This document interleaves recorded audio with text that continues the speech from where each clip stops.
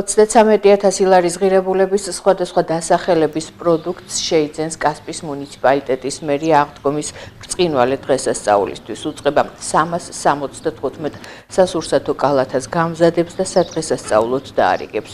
მერის დახმარებას დევნილი ოჯახები მიიღებენ. ადგილობრივი ბიუჯეტის ერთ-ერთი მთავარი კომპონენტი არის სოციალური პაკეტი, რომელიც 2025 წელს განსაზღვრულია 1,300,000 ლარით.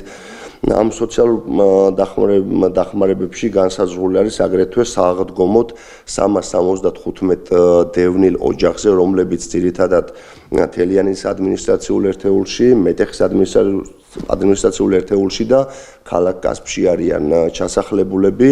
მათთვის სააღდგომოდ ყიდულობთ სოციალურ პაკეტს, დაახლოებით 33,000 ლარია გამოყოფილი, ტენდერი უკვე დასრულებულია, ხელშეკრულების გაფორმების ეტაპზე ვართ და სააღდგომოდ 375 დევნილ ოჯახს გადაეცემა სააღდგომო სოციალური სასურსათო კალათა.